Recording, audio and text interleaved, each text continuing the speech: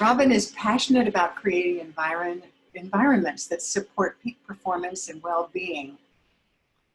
And she's currently the board president of the Inside Edge Foundation for Education.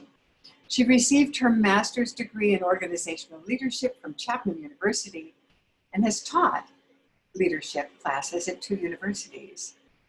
One of her most valued teachers, beginning 30 years ago in person, was Angeles Arian, who gave Robin permission to share the techniques she learned in her intensive trainings. And Robin is going to share with us an amazing and valuable tool. So Robin, you're on. Thank you. Thank you so much. What a sweet introduction that is. I am truly excited to be with you guys and sharing something I love so much today. I have shared this for, as Diana said, I've known the work for about 30 years. I've been sharing it pretty regularly in many different places for 20 years. And I've never got to share it with my community here at Inside Edge. So I'm really particularly excited to do that today. And I'm going to get started. We're going to work with a slideshow for the first part of the presentation to give you a little more visual. Right. So the Signs of Life, this is the book, this is the body of work from which what I'm sharing today can be found. And it's a compilation of many, many years of research. It came out in 1993. And I'm going to tell you about the woman who wrote it. Angeles was an amazing, amazing woman. I know there was some of you who did know her as well as I did and had the privilege of going to some of her retreats or workshops or intensive trainings.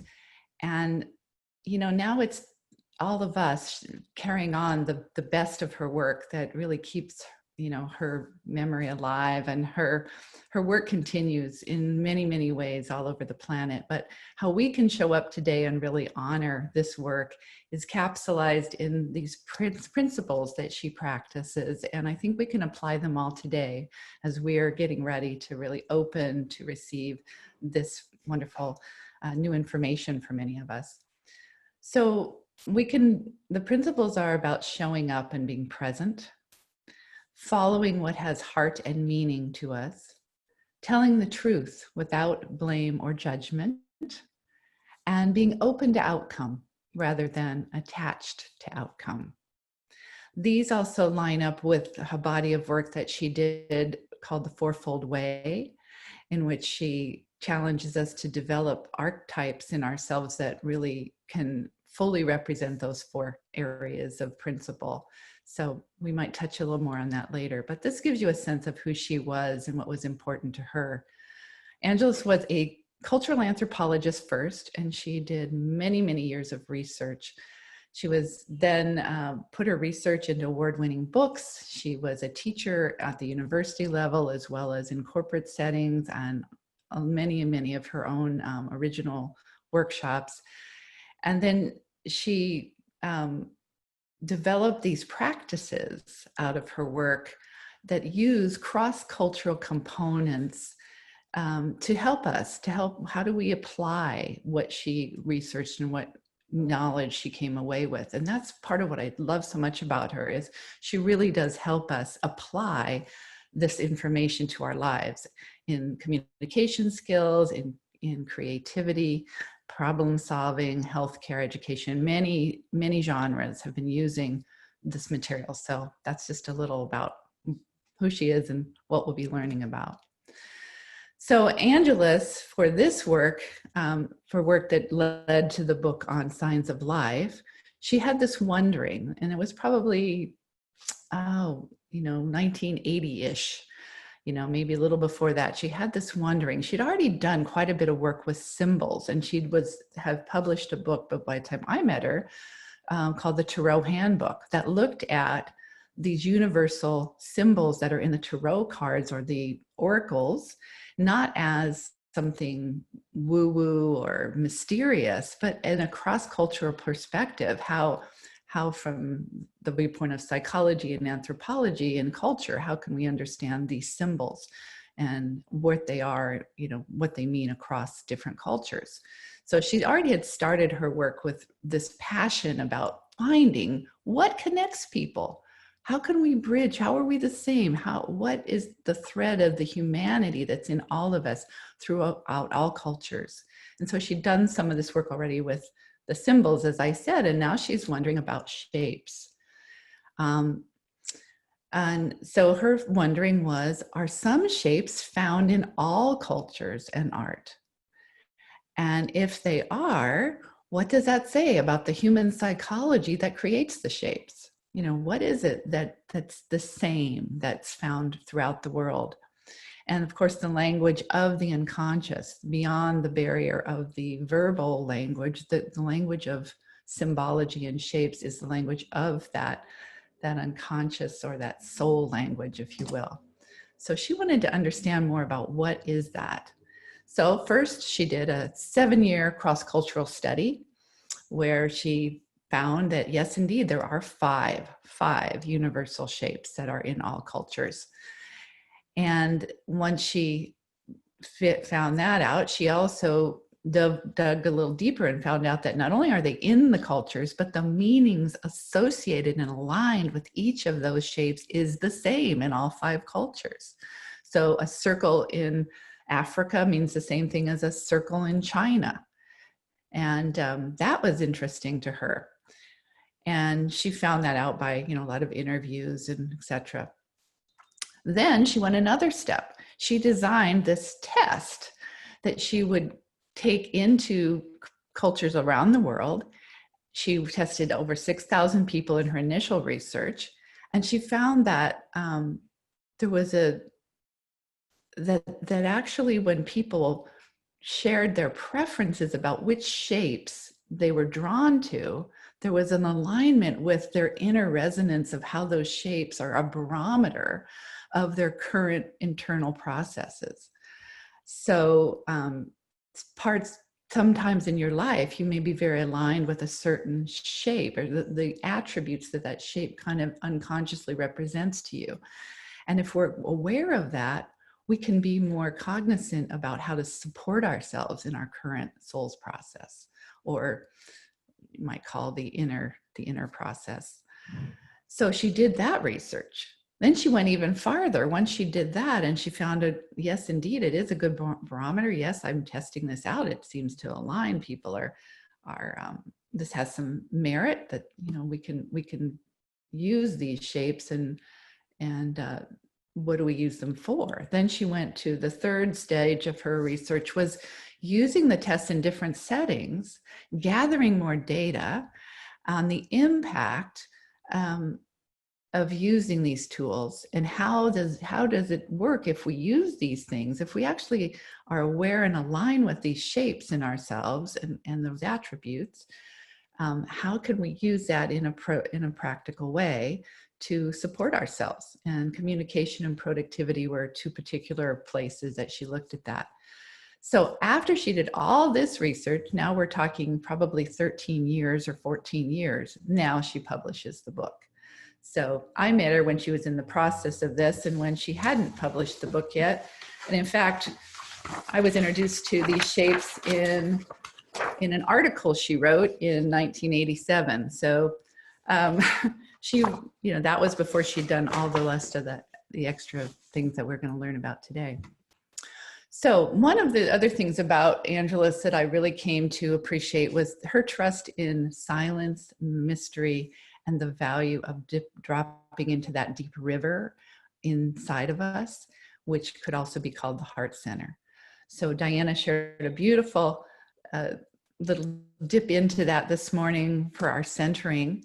And I'm going to ask you to dip back into that internal river with me right now, because we're going to go right after this into taking our own preferential shapes test, that same test that she did all over the planet.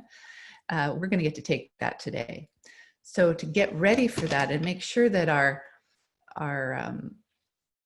answers, what we're drawn to is really aligned with our inner process, we're going to first, drop back into that heart center. So just close your eyes for just a minute. Whew. Take a breath or two. And get back to that place that you feel that calm, that peaceful center, that little babbling brook or river in yourself that really holds a lot of wisdom. Just touch into that for a moment. Okay, now open your eyes and let's get out that piece of paper that Diana reminded you to have handy. And on that piece of paper, I'd like for you to draw your own version of these 5 shapes. These are the 5 shapes that she found were universally in all cultures and art. And you're just going to make your own version, something like this is mine. Just, draw them out. They don't have to be exact. So there's a circle, a triangle, a square, an equidistant cross or a plus sign. And the 5th one is a spiral, and spirals can go any direction and kind of look a little different. If yours looks different than mine, that's perfectly fine. But let's put down circle, triangle, square, equidistant cross, and spiral. Okay. Now, when you look at these shapes that you just drew, or you can look at them on my screen, either way, I want you to notice now from that heart center, from that calm, centered place, what is drawing your attention today? Which one of these 5 shapes do you just like the best? No reason. Hey, I just like this one today.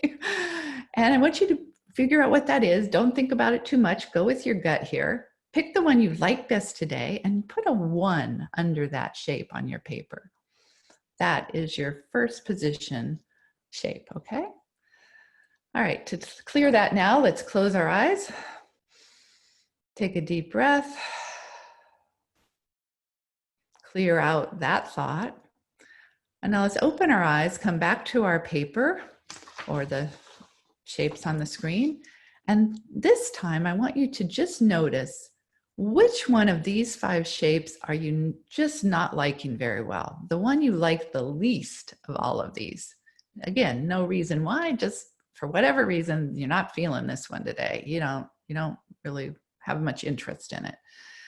And whichever one that is that you like the least, you're going to put a 5 under that one.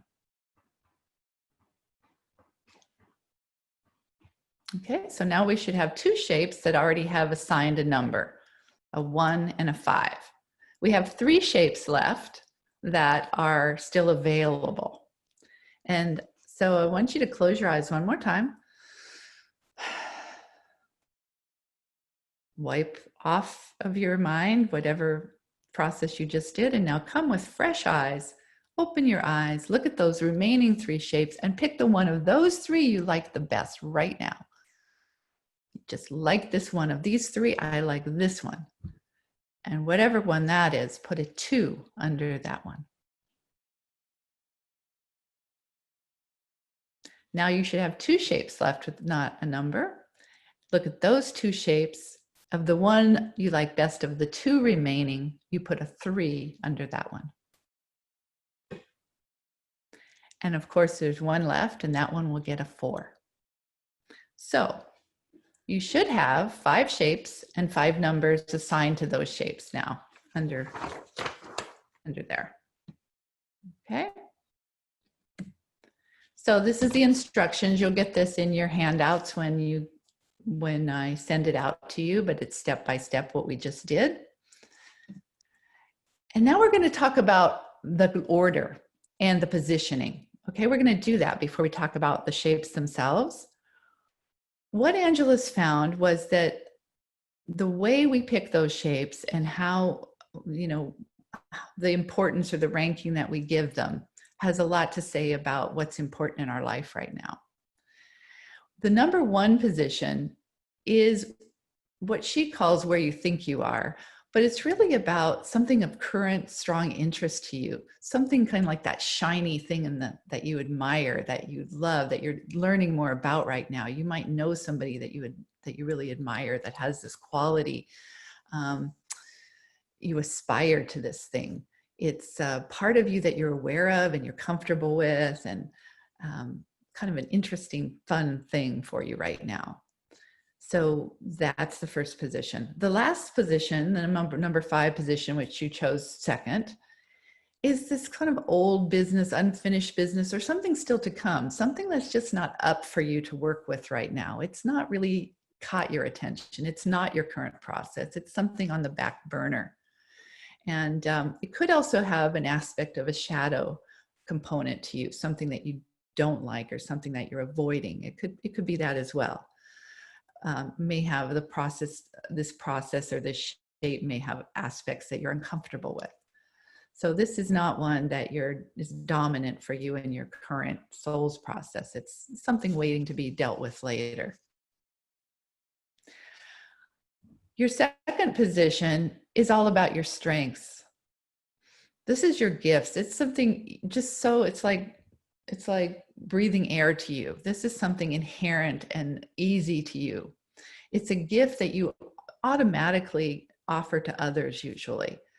Sometimes you're not even conscious that it's a gift because it's so easy to you. It's like, well, yeah, of course. It's not, you don't even consider that you're really good at that thing. It's also something maybe that will develop even more strongly over time. But there is this inherent strength around this particular aspect for you in your second position. Your third position is actually the most important position of all of these for what we're doing for this work. It's the most significant position, according to Angelus, because it indicates what's going on at the deepest core of your nature right now. It's not where you're reaching toward. It's not what you're kind of waiting to work with later. It's not what's already natural to you. This is your core, deepest work right now, is this third position work. This is a quality that's in harmony with your essential self right now. And if you honor this process that's in your third position, it can be a really wonderful source of creativity for you and healing for you. So today, we could spend a whole day on any of these 5, but today we are going to focus on what's in your third position. So I'd like you to just make sure you know what that is. You might star or circle it or whatever, but for today, the rest of the day, we're going to be really working mostly with that third position. And your strength we might touch on as well. But you can, this is why we're working with the third position. All right, so let's move to the shapes. What do you think the shapes mean? Angelus found that people all over the planet in all cultures, actually throughout all time, pretty much had the same natural intuitions or sense of what these shapes represented. So I'm going to ask Rebecca to help me with the chat. And if you would chime in the chat, everybody who'd like to participate, put in what you think the circle represents.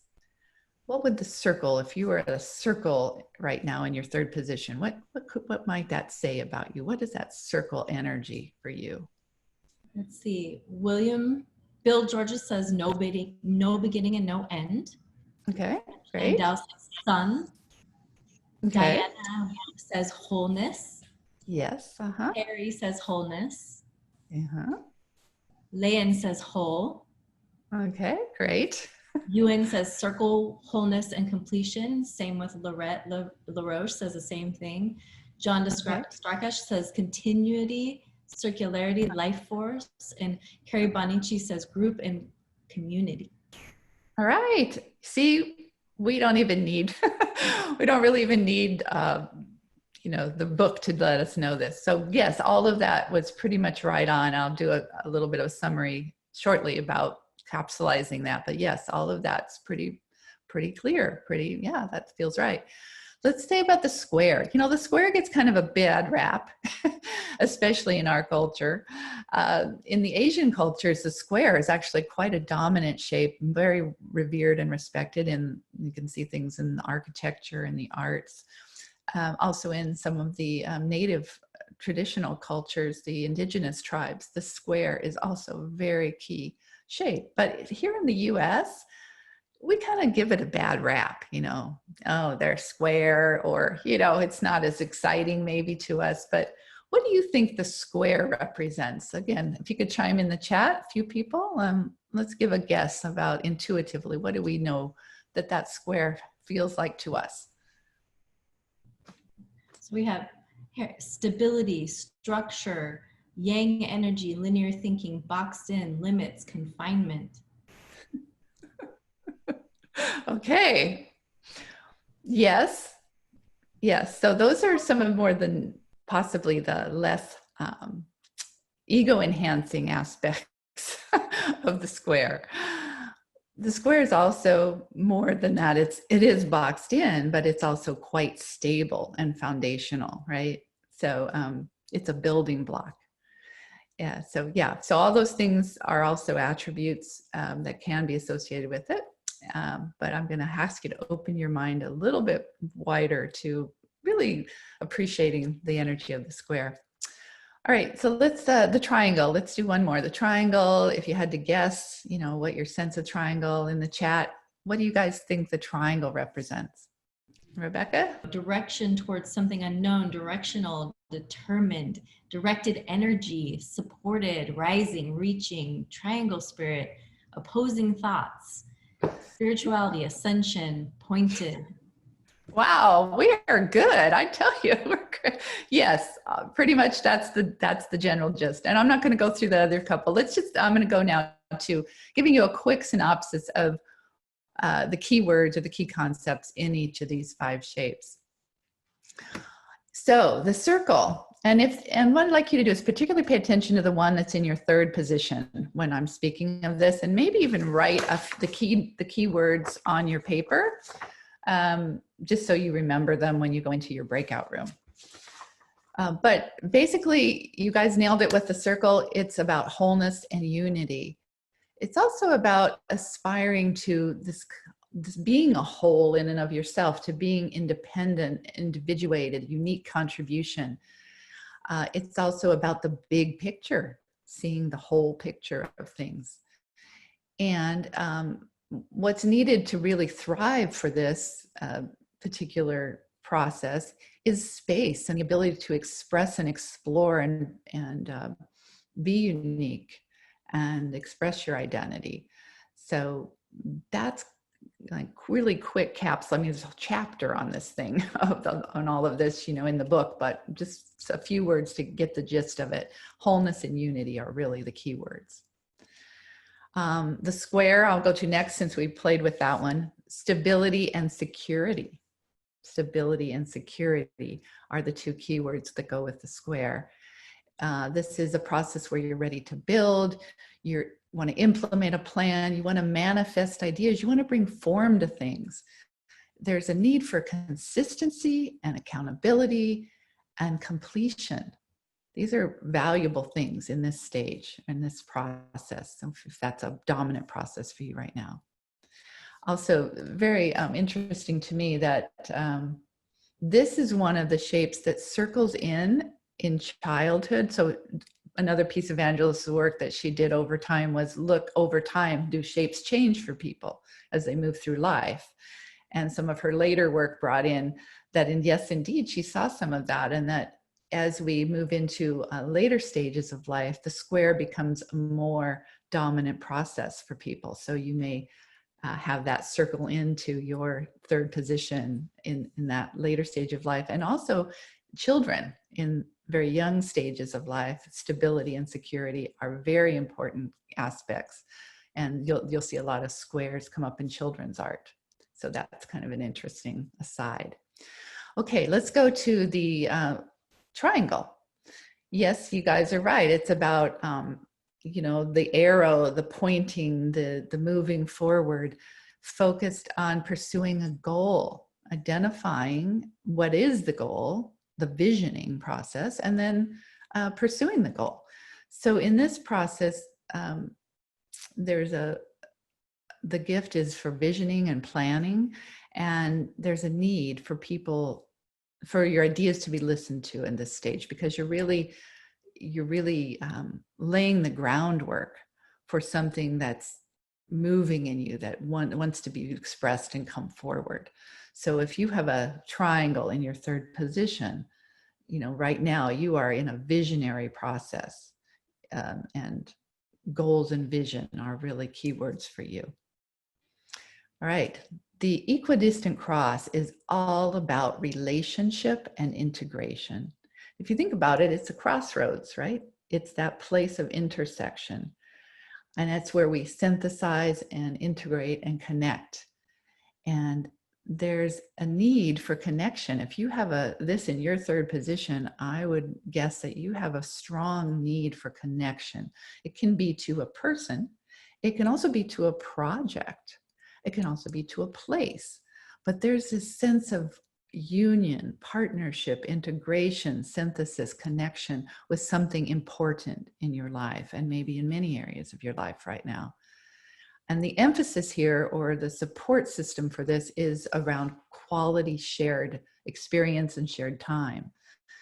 So again, the equidistant cross is about relationship and integration. So if that's your third position, you might want to write those words down on your page. The last one is the spiral, and we didn't give you a chance to chime in on that one, but it's about growth, change, evolution, movement. The important thing with spiral process is it's continually moving and evolving. It's people that are great at multitasking. There's variety. There's new perspectives coming in all the time. It's like you're hungry for things to just keep moving on and shifting, and you're hungry for information. There's a need for variety and a desire to avoid the mundane and routine. So somebody that's in this process is just probably wanting to travel, wanting to change things, wanting to move, it's just this kind of inner urging to keep shifting, moving, changing, growing. So growth and change are the two keywords for the spiral position. All right, so everybody hopefully wrote down just a couple keywords that are pertinent to them and their third process. And then your second position, your gift, you might also just make a note quickly that, whatever that is, if you want to touch in on that as well. So the two most important today are the third position, and then secondarily the gift position that you chose. All right, so we're going to move into a breakout session where you guys can talk about what you just figured out for yourself, and maybe through that processing in your group, you'll learn a little bit more about yourselves and about the others. So the way we're going to do this is we'll have 2 to 3 minutes to share. I'm going to let Rebecca tell us how many minutes based on our timing right now. And what you're going to share about is you're going to tell everybody in your group, what is your third position today? What did you select in that third position? What was your shape there? And then how the attributes that I just suggested would define that shape, how that's relevant to you right now. How does that apply to you in your current soul's process or your current growth process now? Does it make any sense at all?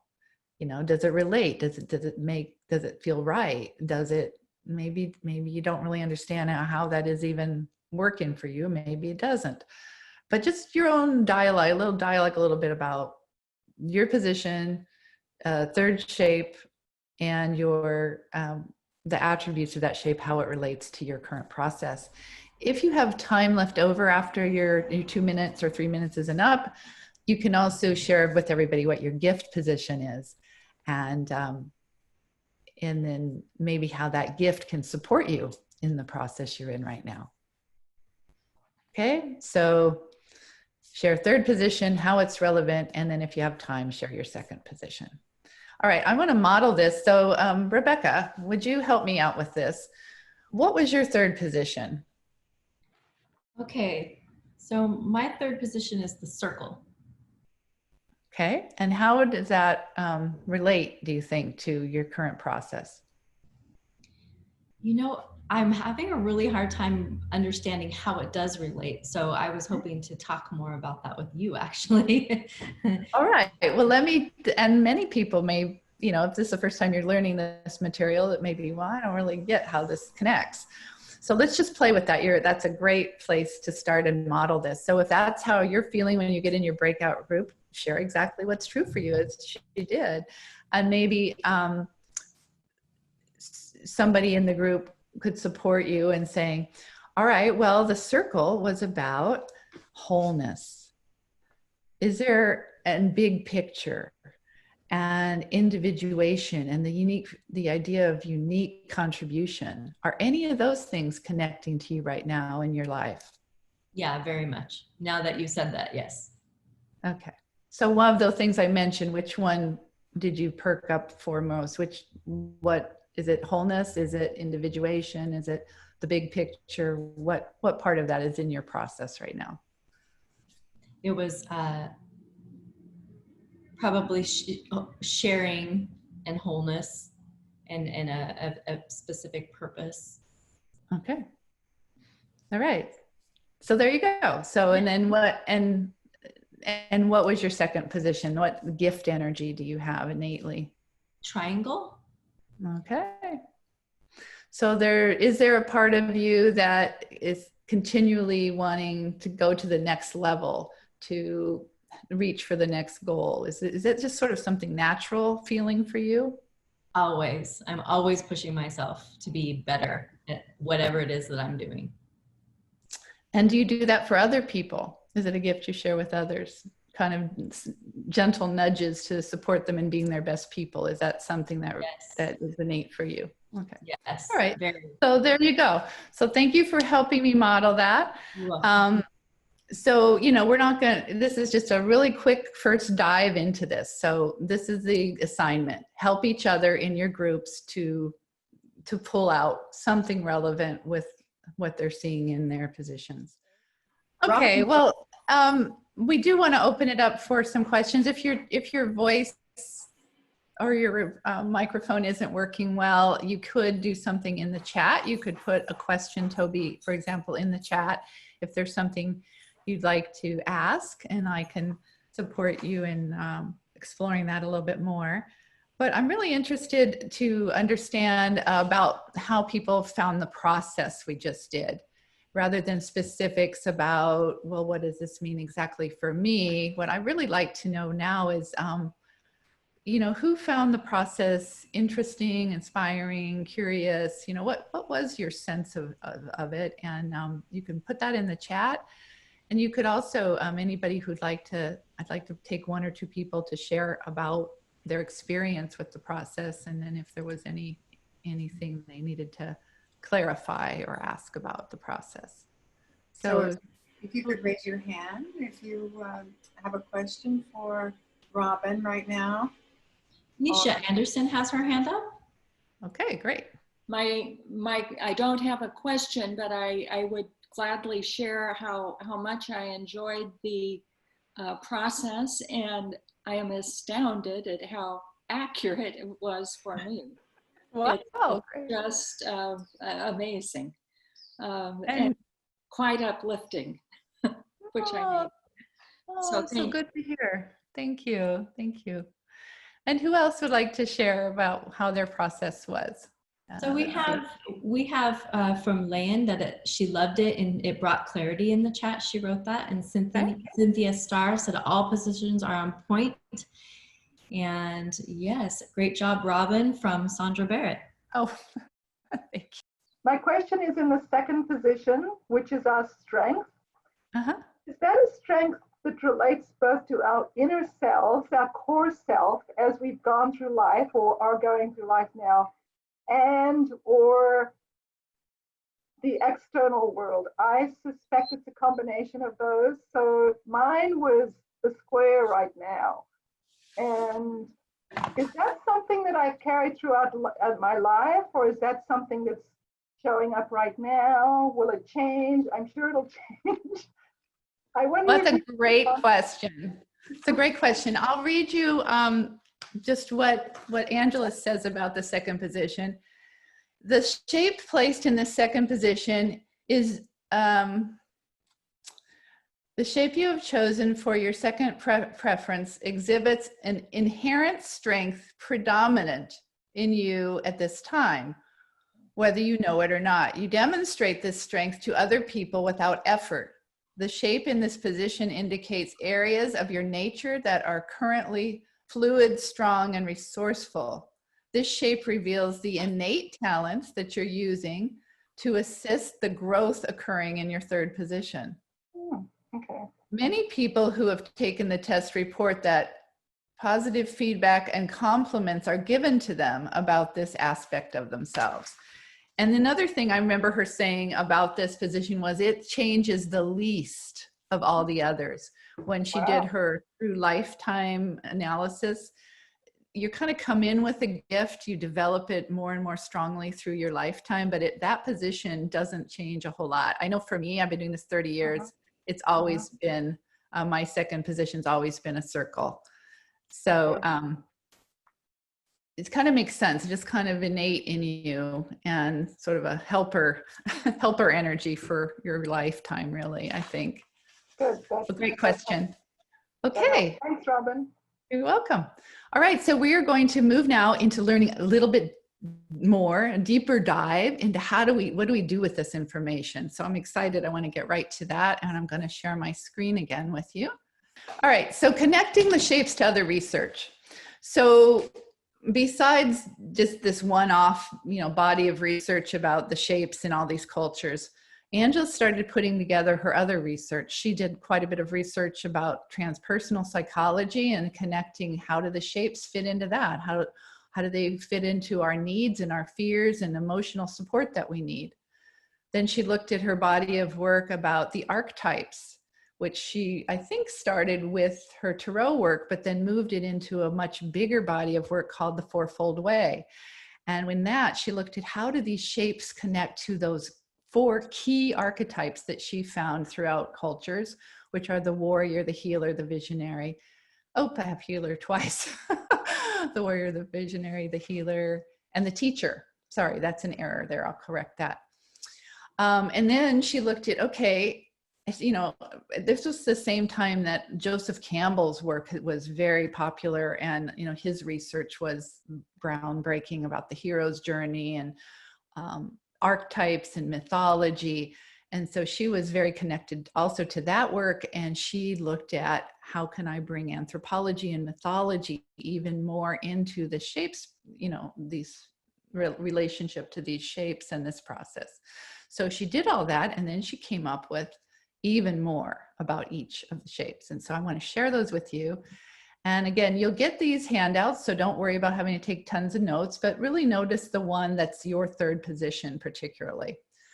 So for people with that circle in the third position, the biggest need for you in this time, in this process, is space and personal choice and freedom. Really have a big need for that, to really allow that energy to be fully utilized and explored. The biggest fears are being confined and limited. The biggest, you feel supported by freedom, choices, and also some time alone. You need some time just to be your own individual self. That really supports this process. The type of story or myth that you're most drawn to are probably heroes' journeys. I know when I think about Rebecca, we know that she's a circle. If I could use you again, Rebecca. Her wonderful body of work with her photography is bringing out the heroes' stories and people who live on the street. Who are these people behind these faces? And really, really wanting to highlight the journey that those people are having. So that's a perfect application for somebody in this process. Really drawn to those stories. You also might notice that if you have this circle in the third position, the types of movies you like. The types of books you want to read. Do they have anything to do with the journey? Also, there's associated direction and sound. The direction would be the north for this. And the rattle is the sound in the north. The archetype is hero, or the character is hero, and the archetype would be the warrior. So this is a lot of information, but this is just, we could do a whole workshop on each of these, but just to give you a little bit more about how to support yourself with the process. If you're a third position triangle person, your biggest needs are really to create, to organize, to plan, to quest. Your fear is about not having ideas, not having dreams, or dreams failing, you know, like the ending of the dream. You feel supported by people listening to your ideas and sharing vision or sharing goals with people. Your favorite stories are quest stories, the Holy Grail, or you know, people accomplishing things, you know, quest, you know, reaching their goals. And then the sound associated is the bell, the direction is the east, the archetype is the visionary. And a character often associated with this is the fool, because the fool is the one that's, you know, like Don Quixote, you know, going on that impossible dream quest. That would be the kind of story and character associated with this. For the equidistant cross people in the third position, your biggest needs are really connection and quality time. Your fears are around abandonment or loss and isolation, sort of not being able to connect. You feel supported by quality time shared. And again, that could be with people, with projects, with a place, but really present and quality time is something that supports you in feeling really involved with this process. Your stories that you might be drawn to are love stories and relationship stories. Again, it can be relationships also to places and projects, not just people, but anything where things connect, where things come together, where there's a shared common point. Your direction is south. The sound would be the drum. The archetype would be the healer. And the characters would be a mediator, mediation, and companion. So Sancho in the quest, the impossible dream story, Don Quixote, the companion would be the equidistant cross character, for example. All right, the spiral attributes. So these are, if you have a spiral in your third position, your biggest needs are variety, change, movement. Your fear is about being bored or being stuck, not being able to keep going. You feel supported by people being flexible with you, and for being flexible with yourself and being allowed to make changes even at the last minute. Just people kind of having an understanding about your need to just constantly be shifting. The stories that you like might be weaving stories or spinning stories about how things evolve.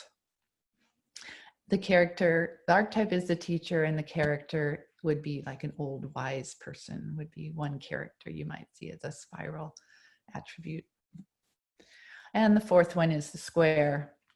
The square is associated with the need to create, to organize, again, to plan, similar to the triangle, but this is more like it really needs to manifest rather than just be an idea. This is a need to really manifest that vision. And the fear is that nothing's going to happen. And also the thing that really can kill this process is people not keeping their word. Integrity is a very important support in this, as well as tangible results. You want to see things actually happening. A favorite story here would be building stories. If you like the podcast, How I Built This, for example, this might be, you might have some square attribute energy going on. This is associated with the center. So remember, we have 5 shapes and there's one in each direction, but the square is the anchoring energy of the center. And the archetype would be practical, kind of that practical stability, that foundation point, and a character might be a patient elder. So like if you like the story of Kung Fu story about, the teacher who comes to train, the young warrior, that might be a square character. All right, so hopefully that was a really quick little tour, but maybe you picked up 1 or 2 more things about what'll support you and what your needs are. And what do you do now with this information? Okay, first, first we look at increasing our own awareness for our own personal process, and we can gain clarity on how to support ourselves and accelerate our growth in this process, accelerate how we're going to be able to use the current process to, to really develop ourselves in our lives and get what we need and want in our lives. Then when we've kind of got a personal understanding, we can move to learning how to use the process with significant other people in our life. There was a period where I used to do this with every friend I'd go out to lunch with. We'd do it on napkins and we'd learn about each other, and we'd, okay, I'm a circle. What are you? And it was really fun. It was a fun point of communication. And it helps me understand also how I can relate better to these other people that are important to me. I'm going to give you just one quick example of that. So some of you, I'll just say, so if you have someone in your life who is a circle energy, and you have and then say, I'm a square energy in the third position, I need people to keep their word. I need things to be consistent. I need things to happen as I'm planning them. And then the circle person is, needing a lot of freedom, needs the ability to shift and change and move. And sometimes there can be like a point of tension because those two things don't always go together. So how can I, by understanding that, oh yeah, she's a circle person or he's a circle person, I really need to honor that they need a lot of space. They need some of that personal freedom. And it's not personal that they didn't keep their word to show up when they said they would, because that's just part of honoring their process and what they need, rather than, oh, they don't respect me, they didn't do what they'd say. If I can get out of my perspective and see from their perspective, I can really understand how to communicate and relate with them a little better. So that was another thing. And then the third thing is to use these shapes in the mix of groups or work teams, or a team or a group of any kind, really. And what Angeles did is she took this work into organizations and she applied it. And I'm just going to tell you a quick story about this. She would apply it by saying, all right, what's your third position, everybody? Like we just did.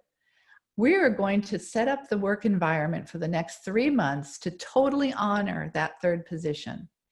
So for example, she did this at Hallmark Cards as one of her biggest research projects that she's written about, and really interesting. If you were a circle energy, she made sure that you had a lot of flexibility in your schedule. They set up a work team so you had flex time. You could come in, you weren't as confined to the hours that you needed to work and locations that you needed to work. They tried to be more generous about that to support that process of the circle. If you were a cross person in that organization for this study, they put you in teams to work in teams because you are a relationship person. You want to be connecting the dots and connecting with people all the time. And so you work best in team environments. So they put those people on teams. If you were a spiral energy, they rotated you to learn new things every few weeks so that you were constantly growing and learning and evolving and feeling really filled with that. If you were a square energy process in that time, they would make sure you had one-on-one meetings where things were clarified and that there was a real plan and structure to the time of what you were using, because that supported you in feeling comfortable and able to do your best. So each position was honored. At the end of, I believe it was 3 or 6 months, I can't remember now, they did a pre and a post survey of both, opinions about how people thought they were being productive, but also actually measuring productivity in several objective ways with how much work they were turning out, etc. And they found that the productivity increased between 35 and 45% just by saying, hey, I get you. I'm honoring how you work best. I'm going to let you do it that way. And then seeing how people actually could really thrive when we did that with them. So what if we did this in our families? What if we did this in our communities? We could all be excelling and and growing in even better, quicker ways, better ways. So anyway, there's a lot of more to read about that. And I can support anybody who'd like to take a deeper dive into any of those things. But this is what Angela's called walking the mystical path with practical feet. And I really love that. She had workshops titled that, week-long intensive that I did titled that. And I just was so drawn to the idea that not only do we learn these things, but we can really use them in our lives for wonderful purpose. All right, so we are to a really quick breakout session now. We're going to just have 1 minute. I'd like you to think about how you can continue learning more about your shape. What would you like to do in the next week, 2 weeks, that'll help you even get more familiar and more connected to this process that you're in that's been identified with this shape. So here's some ideas. You could do something with visual arts, draw it, paint it. Something I used to do in several of my, when I would present this work, is I would ask people to create a personal logo. I'd ask them to use the top 3 shapes. So that's what they're drawn to, their gift and their, the process shape, and just play with those 3 shapes and put them together in some combination. Would one be inside of the other? Would they be bigger, smaller? What colors would they be? And just play with making yourself sort of a symbol of those 3 shapes. And then there's dance. You could dance it or move it in your body. You could do some writing. You could journal or write a story or a poem to kind of look deeper at this particular shape. And you could also do something with music. So each of the shapes has a sound that I told you was associated, but you could also associate your own sounds. You could write a song if you're very talented, like a few people in our group.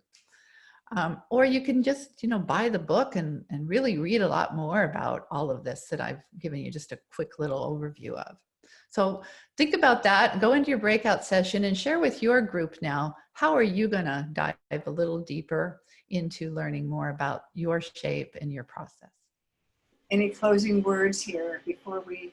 Well, I hope everybody enjoyed that. I know it was fast. I know it was a lot of information, but really my intention here was just to get you curious and excited about looking a little more with this. And there's the book, she has a deck of cards that you can work with the shapes. She's, or just play with it and see how it works in you in the next week or 2. So I know I'm leaving you probably with a lot of questions in your mind. I am available.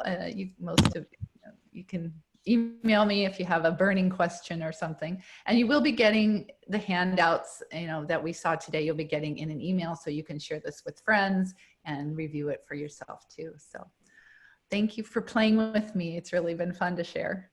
Yeah, let's all give her a clap, go down to reactions and do the clappy hands or clap in the camera right now. Thank you, Robin. You are such an amazing gift to all of us. We're just so excited.